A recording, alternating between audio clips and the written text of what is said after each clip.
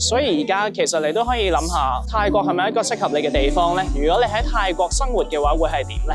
因為泰國嘅政府啱啱就推出咗呢個長期居留嘅簽證計劃。簡單啲嚟講咧，就係用想了解海外物業，我係石聖 Jaden， 陪我一齊放眼世界。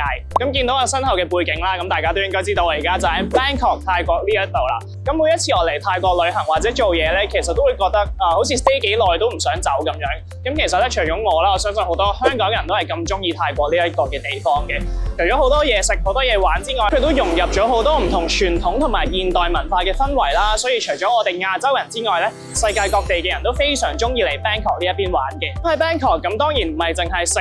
咁如果你話係喺呢邊真係工作或者生活嘅話咧，你日頭可以去 Lumpini Park 跑個步，晏晝可以去 coffee shop 一邊做嘢一邊飲咖啡，咁夜晚當然就可以去飲酒啦，係啦。咁呢個亦都係我非常之中意泰國嘅原因，就係可以好自由自在地做我現時嘅工作。最重要就係啦，喺呢邊工作或者生活嘅話咧，咁你嘅 living cost 其實都會低好多啦，即係衣食住行各方面都會比較平。呢度嘅醫療啦非常之好，國際學校亦都好多，咁所以咧其實我哋香港人或者亞洲人咧都係好中意嚟 Bangkok 呢一邊去定居或者係工作嘅。咁如果你都係其中一個非常中意泰國，經常嚟玩到會想喺呢度住嘅人咧，咁而家你嘅機會就嚟啦，因為泰國嘅政府啱啱就推出咗呢個長期居留嘅簽證計劃，英文就係 Long Stay Visa。咁簡單啲嚟講咧，就係用一層泰國嘅物業去換一個長期嘅簽證。現時咧，你只要係喺2020年嘅10月之後，喺泰國當地咧購買一層超過300萬泰銖嘅物業咧，其實就可以用呢層樓去申請呢一個嘅長期居留簽證。呢個簽證啦，其實就係一個1年嘅簽證嚟嘅，但係佢嘅好處咧就係咧，你每年都可以續簽，而係無限期咁樣續簽，唔會係好似其他簽證咁有一個5年或者10年嘅期限嘅。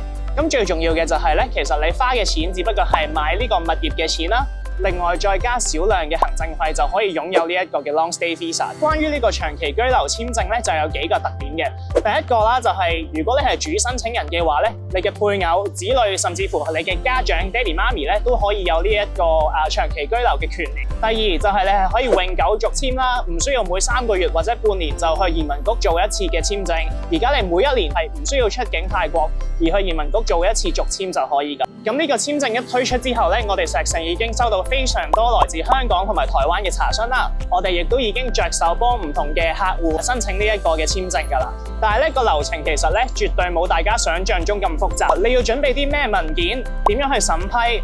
移民局點樣去？甚至乎你落機去酒店呢一程嘅車，我哋都可以為你安排。咁所以咧，你只要向我哋提出你嘅查詢，我哋就可以幫你一站式咁樣處理所有嘅問題。所以而家其實你都可以諗下，泰國係咪一個適合你嘅地方呢？如果你喺泰國生活嘅話，會係點呢？如果你都有諗緊呢件事嘅話，其實歡迎去了解一下呢一個長期居留簽證嘅計劃。可能下一個適合你居住嘅地方就係泰國。